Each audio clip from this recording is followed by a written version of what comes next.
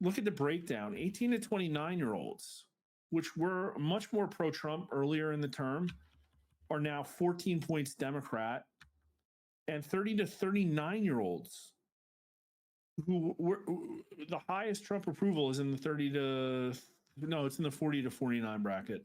30 to 39-year-olds pretty close though, behind, and they're 4 points Democrat.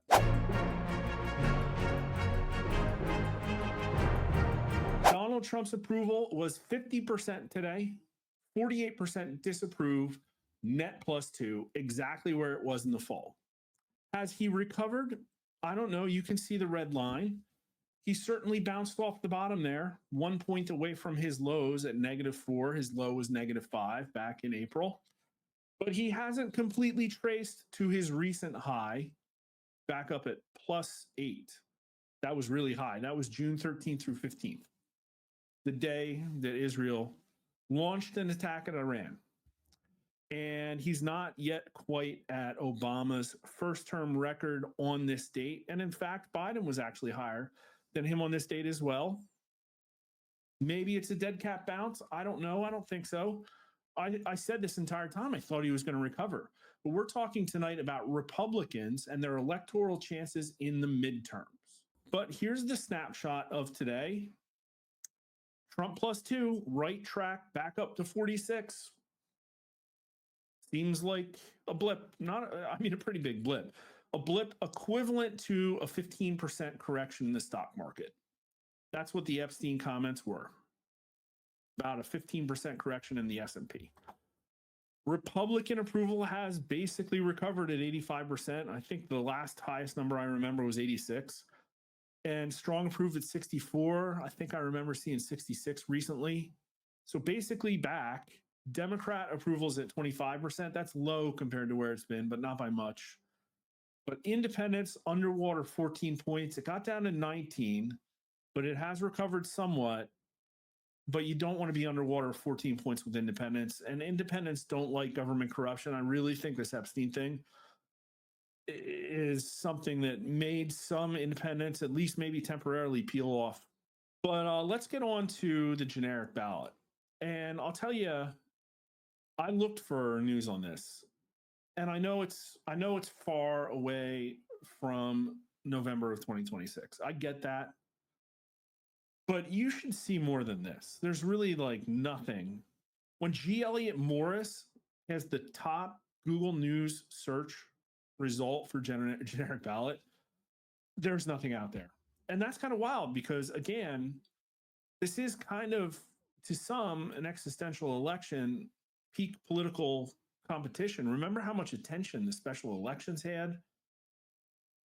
There should be stories about fundraising. There should be stories about primaries that are coming up. There should be stories about electoral strategy.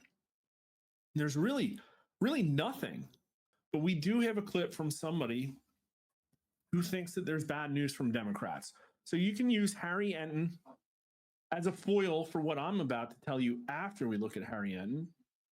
But I do think he has some logic holes. So let's just take a look at this quick. The bottom line is this. Democrats are behind their 2006 and 2018 paces when it comes to the generic congressional ballot. What are we talking about here? All right, the Democrats versus the Republicans on the generic congressional ballot, the margins. Look at where we are now. Democrats are ahead, but by just 2 points. Look at where Democrats were already ahead by in 2017. They were behind by 7 points. How about 2005 on the generic congressional ballot? Ahead by 7 points, ahead. You got to understand what we're looking at here. They're talking about, okay, well, Bush in 2005, okay, admittedly, that is his second term, and this is Trump's second term, but this is also kind of like Trump's first term, to be honest with you. It really is. And Bush was already, things were going south in Iraq in July 2005. It's not really apples to apples. It's just not. July 2017, they were releasing stuff about the Russian collusion hoax left and right. People were concerned that Russia interfered with the election. Again, not the same situation. And as we'll see, I don't have Democrats +2. He's using Ipsos here, which is really weird. I think this is an Ipsos source. So we can quibble about whether Dems are +2 right now. but the situation is just not really the same. By 7 points. And now they're only ahead by 2 points. Their lead is less than half of where it was in either 2017 or 2005 in July of those years, the year before the midterm election. Yes, Donald Trump may be unpopular, but Democrats have not come anywhere close to sealing the deal at this particular point. Yeah, the question is basically, if the election were held today, would you vote for the Democratic candidate or the Republican candidate? And again, it doesn't matter who the candidate is, but on average, this is supposed to reflect what's supposed to happen in the entire House. And does it? Like, kind of not. It's directional. Often a lot of it depends on how much money was raised and what voter enthusiasm is. And also specifically asymmetries in the willingness or ability to count extra long. California, looking at you. But what happens, though, is that I'm really good at polling it. Again, we were 0.1% away from the national popular vote margin. And it wasn't luck. We were getting basically a Dem +2, Dem +3 the entire time, just like Trump. So I'm very confident that my number is pretty close, probably within the margin of error. And I haven't changed any methodology or anything since the fall. And so is it predictive? Yeah, probably a little bit, somewhat.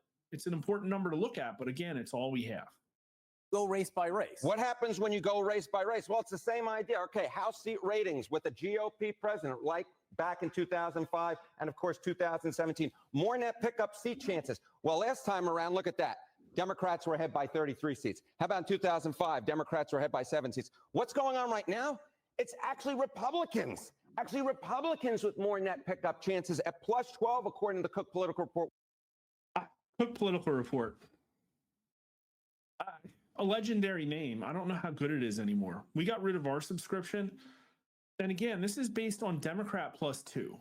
So it's not just on the generic ballot where Democrats are behind their 2017 and 2005 pace. It's actually when it comes seat by seat, you see that at least at this particular point, Republicans actually have more net pickup opportunities. This doesn't look anything like those wave elections back in 2006 or 2018. If it doesn't look anything like those years, what does it look like? Okay, so what does it look like? Well, let's take a look back at the generic congressional ballot. What was going on in Ipsos in October of 2024? Democrats were ahead by 2 points.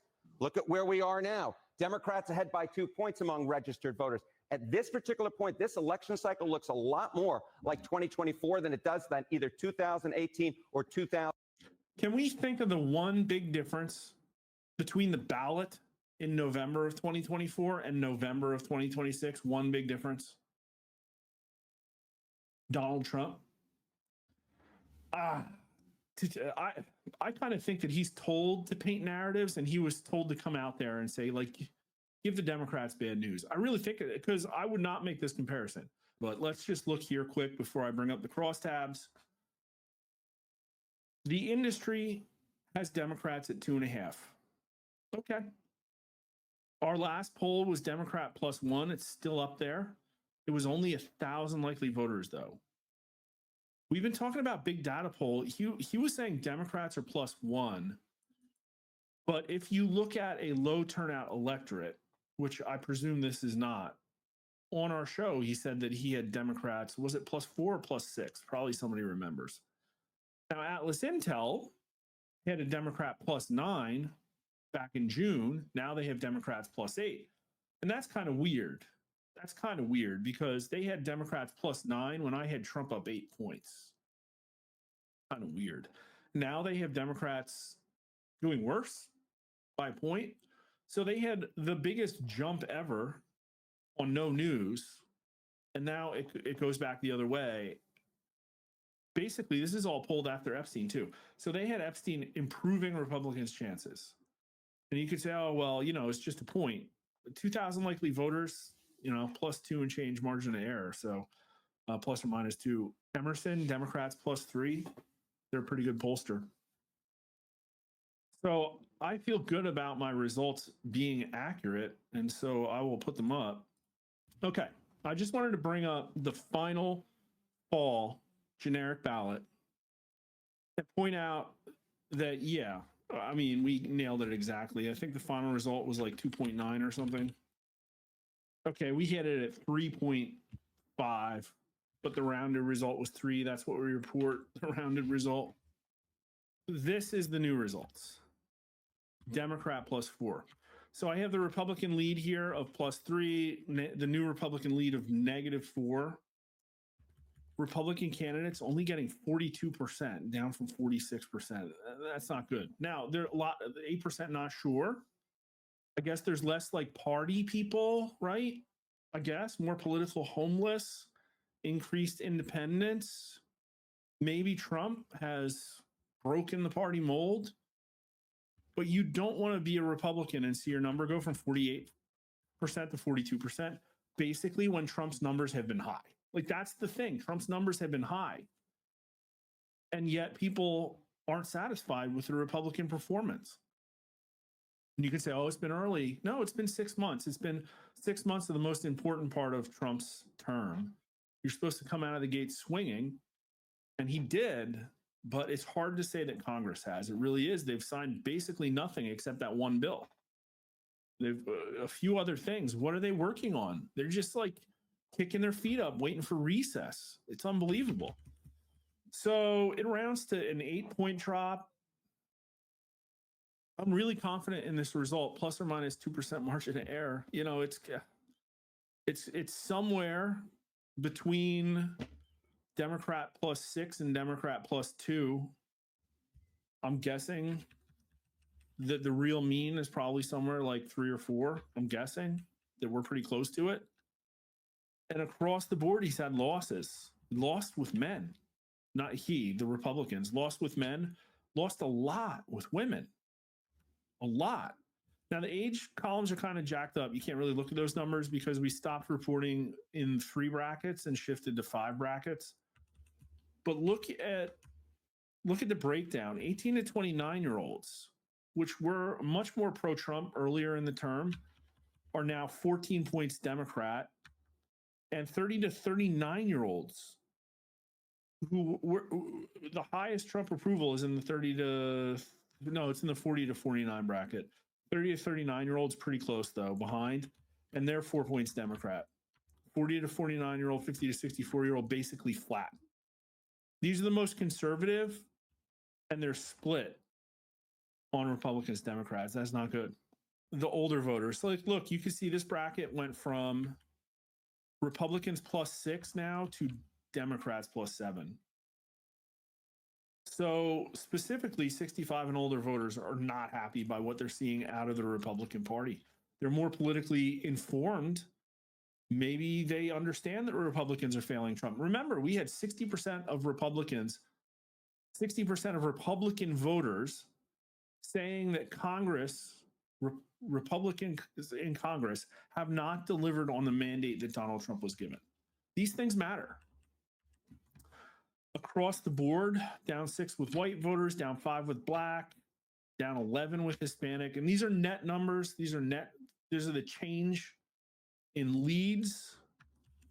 Down 18 with other race voters, down with 7 with Democrats, down 6 with the Republicans, down 10 with independents, down 4 points with conservatives, even. Literally up with nobody. Up with middle income people. Actually up with upper income people too, interesting. So Democrat +4 in 2,300 US likely voter poll. Better than that 1,000-person likely voter poll. I promised I'd go back into the field. Is the next one I poll maybe going to be a Democrat +2? It could be. Could the Republicans be up? Maybe. I haven't changed the model electorate yet. We're still Democrat +2. Maybe it's really Democrat +1. And you could say, oh, well, you know, Gallup has something different. Yeah, but like I poll different people than Gallup does. So this is where it was accurate for me in the fall. And maybe Republicans have picked up some since then in registration. I don't know. Haven't seen new registration numbers. And we'll do some party ID tests again. But no matter how you look at it, Republicans lost at least 3 points. And it's like, why? And it's like, okay, we know history says that Democrats are going to do better now because Republicans are in office. Probably due to turnout and enthusiasm. Republicans need to do something, though. You know what happens the second Democrats get into power? You're going to see an Epstein commission, just like the J6 commission. They're going to put like Adam Kinzinger, wannabe, the fake Republican on this thing. He's going to cry on TV and talk about how sad it is that Donald Trump predated young women on the island. They're going to demand release. Like, this problem's not going to go away. And if it's not that, it's going to be something else. They're going to have control of all the committees. They're going to launch investigations. They're going to grind Trump's legislative agenda to a halt. No more bills. We've had like 4 or 5. You're not going to get any more after November 2026. And so this is what I'm saying. Republicans need to do something, because you just can't, like, you can't leave it all on Trump. Trump is not, potentially not enough to change the way these things historically go, which is that Republicans are expected to lose the House. And maybe it's not news that the polling shows it, but the polling shows it. And so I'm going to talk about it, because what I'd like to see is for them to break the circle of crap that comes out of Washington, D.C., change the rules, fix the way things are done, because the Republicans have not. People are not happy with one big beautiful bill. It wasn't the rock star bill that Donald Trump thinks it was. It didn't affect his polling. His polling was plunging when that bill got signed. And a lot of people were searching for it. It's not like people don't pay attention to this. They had massive search volume. In fact, the search volume for the one big beautiful bill was way, way, way more than Epstein, believe it or not. It really was. And 4-to-1 Republicans say that it doesn't cut enough. It wasn't that popular with the Republicans. I think the number was in the 60s.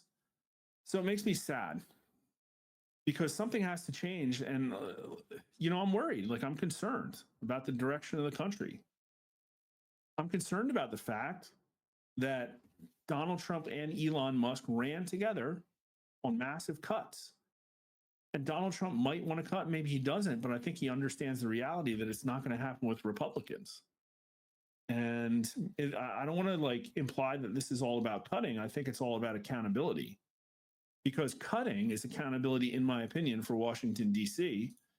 And people have said they wanted accountability too. So I had a really good segment on Alex Jones today, and I don't want to put you through all of it, but I gave a message to the Republicans, and I would like to play it. But I think things need to change, and this was my effort just today on Alex Jones, to give a message to Republicans and hopefully the Trump administration on my opinions. Admittedly, as a DC outsider, I have some connections, but as a DC outsider, the kind of thing, the kind of effort, the kind of level of exertion that I personally think it would probably be required to reverse what, in my opinion, looks like an impending loss of the House.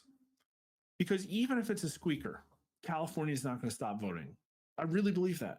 And people I talk to believe that as well. And listen, I love polling. There's just something, I can't poll every congressional district. I just can't. People really don't. It's so hard to poll a congressional district. There's so little polling out there, and almost all of it's private. And so you're really not going to know about these races. So what just happens is people go out and vote, and then you find out the response. And you just have to take it. Knowing what we know about the electoral system, you just have to take it. I don't like Republicans' odds in that kind of setting. I don't care what Harry Enton says. Yeah, I want to come at this from 2 directions. One, how bad things got under Biden, and 2, how good things were at the beginning of Trump 2.0.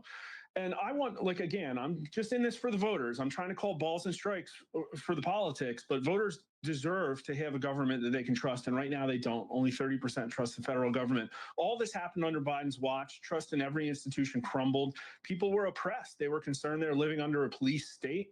They think their government's pushing unsafe things on them. And it got to 43% who thought that a civil war was likely in the next few years. And over a majority of both Republicans and Democrats thought that there would be a violent reaction to the outcome of this election. That's how bad things got. Then you fast forward to the beginning of Trump's term, And he comes out and all the stuff about USAID, about Social Security, all this stuff was catching people's attention. Now, Trump's been on the political stage for 10 years. He's got his supporters, he's got his detractors, but I don't think a lot of them are really willing to budge, quite frankly. He came in with the smallest honeymoon of any president, and his approval rating's never been higher than 55% this cycle. But you know who came in with the 55% favorability and an even higher net favorability than Trump was Doge. And then not only that, when all this stuff was being disclosed, we saw actual 70% numbers of people agreeing, hey, I'm angry with the level of waste, fraud, and abuse. People were following these Doge disclosures. It was a very popular thing. And that's when we also had a strong majority say that they thought Trump's second term would be a new golden era. And that unbelievable. And then 20-year records in right direction. This was all happening in February and March when people were like, oh my God, it's as bad or worse than I thought it was. Now, where are we? Fast forward a couple months, Elon's gone. Republicans are doing Republican things. He's getting wins, fine. He's not going to convince these people unless he fixed the government. That's what this is about. This is about the government, and people think it's not going to get fixed right now. Now, I think there's an opportunity, but I think the window is closing. And again, I'm not saying, hey, the Democrats are evil, Republicans have to win. I'm not a party guy. I think the Democrats are in a pretty dangerous state right now, though. They're Marxist accelerationists. They're pushing violent rhetoric. And those people right now, as of today, because of the D+4 on the generic ballot, very likely they're going to take the House and the Senate. They're going to be in charge. They're going to completely undercut whatever remaining political capital is left in November. And so I would plead for Republicans to wake up and do something. And that something needs to be big. Now, I laid out maybe a couple of things. And again, I'm not a DC guy. And again, Mike Johnson's going to say, well, those are against the rules. Screw your rules, Mike Johnson. Americans don't understand your rules. They think they're crap. Like, tell the parliamentarian to pound sand. Why are you listening to that guy? Why are you letting that control your legislative agenda? So I would say you own an investigative agency. Use it. Investigate somebody new every week all the way up to November 26th. The Democrats are going to get rid of the filibuster rule. Go ahead and preempt them. How about you pass a one-page bill, because that's how Americans like them, short and sweet, a popular one-page bill every week from now to November 26th. And then, God, somebody get Elon back. And it's not just about primaries. There needs to be some way. These grassroots people need help. They get shut out by the establishment people all across the country. They need help. They need centralization. They need support. They need training. They need an infrastructure. There needs to be new American first thought leadership. The second MAGA is gone, the Republican Party is going to be whatever the hell the power mongers in the Republican Party want it to be. Where is this idea of maintaining the future viability of keeping the Republican Party focused on undercutting the uniparty kleptocracy and returning the American dream? That work needs to be done. Elon could do it with that money. It would take a lot of people's efforts, but they have to do something because right now the future looks bleak. And I think people would say, oh, you're a panican. That's the new term. No, I'm not a panican because I'm not a Republican. This is really the kind of level of effort I think that, we have statistics in history that show that this is just what's going to happen. And I see a lot of comments. I'll go to them now. How can you possibly know what's going to happen 16 months from now? From Chuck Cribbs. Appreciate the comment. The answer is I don't know. But I have the data now, and so I'm going to tell you, because you know what happened in the Biden administration is that in September of 2021, we pulled the first hypothetical 2024 matchup, and Trump smoked Biden, and it stayed that way the entire time. And so is that what's going to happen here? I don't know. And are these numbers as bad as that? No, they're not. But what happened if I just polled when the number is moving in that direction? Do you want to know the data or not? There have not been a lot of generic ballot polls you can see on that chart. And yes, it's early. But so was September of 2021 when we ran the headline buyer's remorse, and it was correct. And so if I sit on this information, if nobody polled this, and everybody down in DC was just patting themselves on the back, and they're going to continue to pat themselves on the back. Like, don't get me wrong. I don't think they're, I hope that this gets like maybe 0.01% of somebody's attention down there. I'm just a loudmouth on the internet, I guess. I don't know. And I'm just saying that, hey, you know, Democrats +4, it's like, again, we probably should actually expect that. And Harry Enton's surprised that it's not worse, but it could be worse next month, or maybe not. But it's bad now. And so what it's not right now is Republican +4. That's the real message. Trump came in, had a strong 6 months. I think we can all agree that it was different in many ways. There were a lot of good things that came out of it.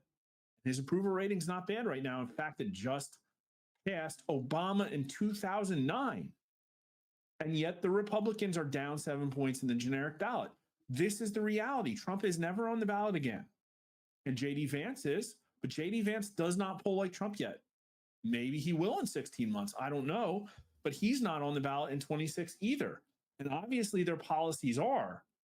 And so if you like Trump's policies and the Republicans aren't doing the things that they need to do in order to make his policies win at the ballot box in a midterm election, then people like me have to scream about it. That's ultimately what it comes down to.